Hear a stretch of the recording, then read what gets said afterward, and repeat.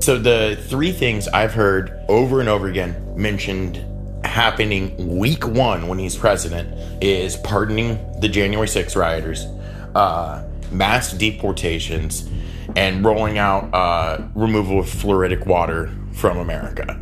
Like, that's a crazy first week. And I know politicians always say stuff and famously don't do it. He was going to have a wall built and Mexico was going to pay for it. There's so many things like that. But these seem like the things, the dystopian shit that he does actually pull off. First of all, pardoning those people, super easy for him once he's president. That's a phone call, and that's done. The removal of fluoridic water, well, we'll see what happens with that. I don't know how crazy that's going to be to actually make happen. I feel like probably not that crazy with RFK in charge of that stuff.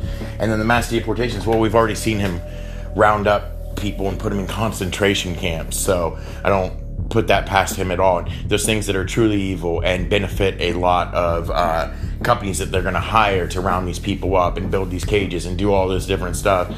That's exactly in his wheelhouse. So shit he actually will pull off. The stuff he won't pull off is lowering inflation and lowering unemployment. The unemployment rate right now is, I believe, like 4% or something incredibly low.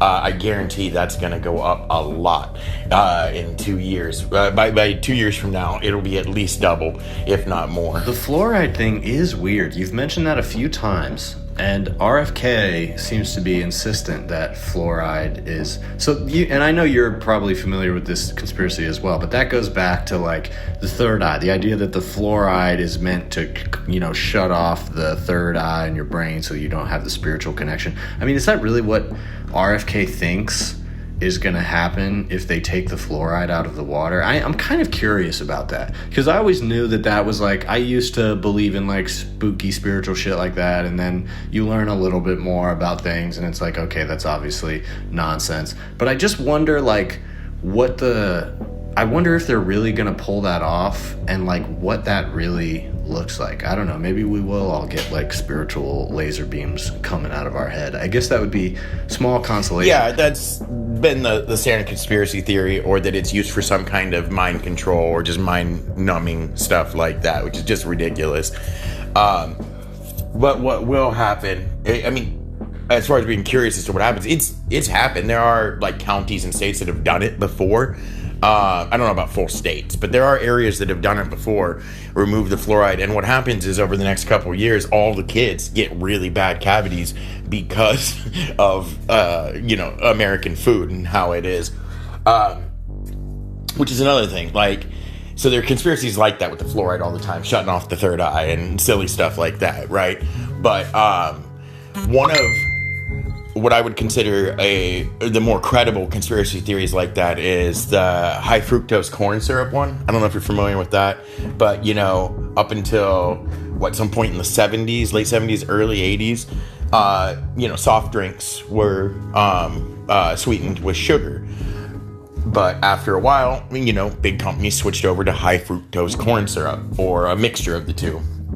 And high fructose corn syrup is something we already had readily available. It's something we give cows to fatten them up and keep them docile. So people use that as a conspiracy theory that, we switched over to high fructose corn syrup after seeing it used effectively to keep these cows fat and docile on the farm. And that's what they're doing to us, keeping us fat and docile by shoving us full of high fructose corn syrup and targeting that stuff at kids from an early age. And, that doesn't sound too far from something the government would do, honestly, right? That's a conspiracy theory where you can actually see who it motivates, who it benefits, something that could be pulled off on a corporate level without some giant conspiracy full of people keeping secrets and stuff. But then when you look at it, it comes down to what everything comes down to is money. It's not as healthy or good for you. It's actually worse for you than sugar. But at the end of the day, it's much, much cheaper and easier for these companies to use instead of sugar. So it was done in a way to save money. It's all about money. I don't know how taking the fluoride out of the water equates to money. It probably does in some way. But RFK is a true believer too. So it may not be that for him. And I honestly think whatever Trump felt he owed RFK for stepping down and endorsing him, stuff, or whatever that deal was. Trump's just giving him this fluoride thing because it's like a gimme. It's an easy win for him. Trump doesn't give a shit about fluoride being removed from the water at all. And RFK feels like it's a huge victory because that's something they've been trying to get rid of since the 80s. And it's this big old-time conspiracy theory. And now he gets to step in and do it and start off his reign in control over the FDA or CDC or health department, or whatever he's in control of. By this huge victory as far as he's concerned. So one thing I am seeing in the headlines regarding Trump's administration is that there's supposedly a woman who has already been chosen to be his chief of staff. And I don't know why they're already saying that, because I don't know who the fuck this lady is. Her name is Susie Wiles.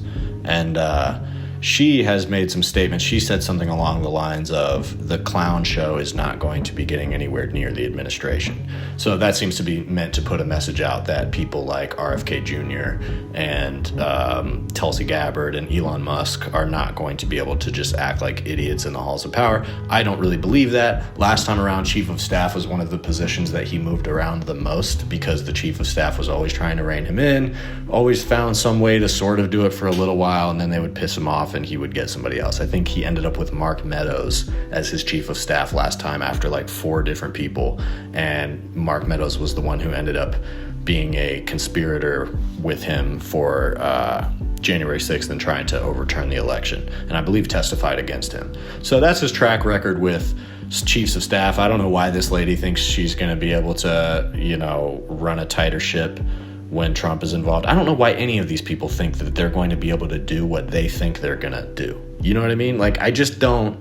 I have no idea why they think that that's how it's going to go when they saw the same thing that we all saw last time. And that's another thing, another small consolation is that, like, this administration is going to descend into chaos. And all of these crazy characters that we don't want to see in power, they might have some time to do some horrible things, but eventually they're going to end up crossing Trump, even in some, like, weird metaphorical way. And it's going to turn into a shit show. And they're going to probably be humiliated on the world stage. Is like, for every single one of these people, that's the most likely outcome within a few months. So there is some solace to be taken in that. Yeah, it seems like these people think they can stand up to him or rile him in or control him like they haven't ever seen anything that's happened, since he took power. When over and over again he just fires people, moves them around, does whatever he has to do, and bullies his way through. I think part of it is the ego of these people. To want to be a politician at that level, to think that you qualify to lead that many people and you alone can solve these problems and do that, it does take a bit of a narcissist. I think if you look at most politicians, definitely all presidents, except there's definite narcissistic tendencies in their personalities.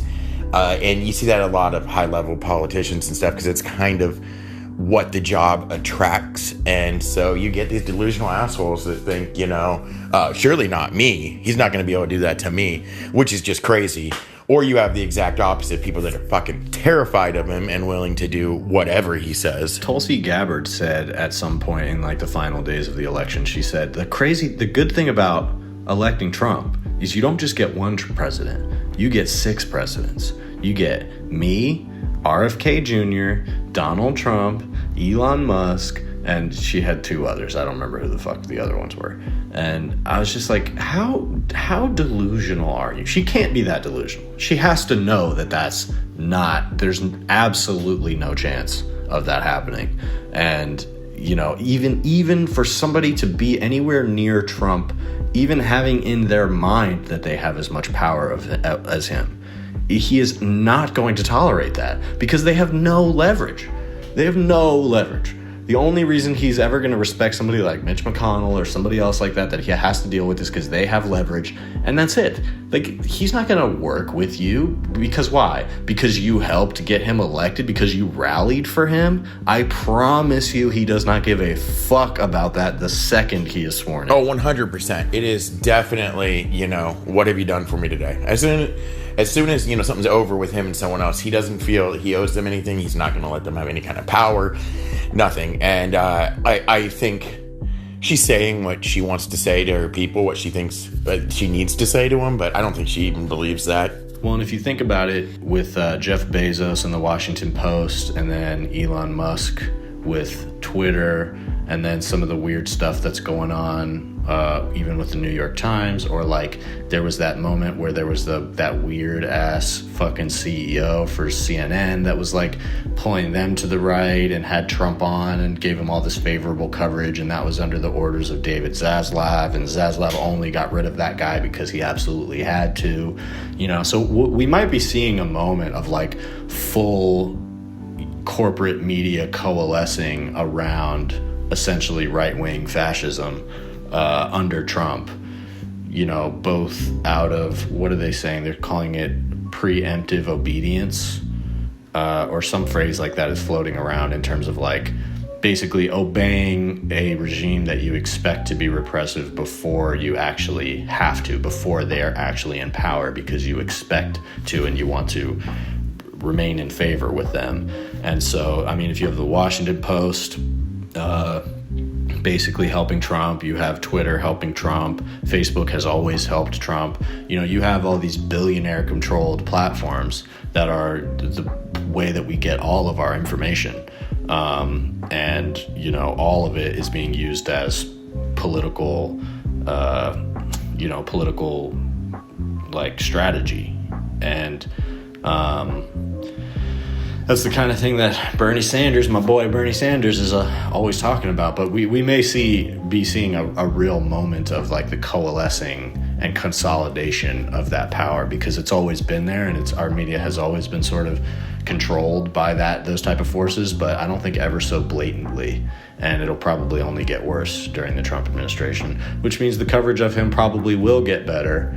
And who knows how that's going to affect the actual like material reality of the country. That's actually interesting. You would have to do some historical research circa, I don't know, the 1930s, maybe something like that, in order to get a historical reference point. Yeah, the Jeff Bezos thing surprised me. For some reason, I thought he didn't like Trump. I might have just been mixing up shit Mark Cuban said about Trump. But him as the owner of the Washington Post stepping out, because the Washington Post was set to endorse Kamala, and then he stepped up and changed it so they squashed it, made it so they didn't endorse anybody, and then congratulated Trump on Twitter when he won. And that's the kind of stuff that's like why I don't think billionaires with that kind of power and influence should be in control of the newspapers, right? Like, it's kind of a cliche thing, but I mean, I guess it's been going on, you know, for all time. I've seen Citizen Kane. I know what I'm talking about.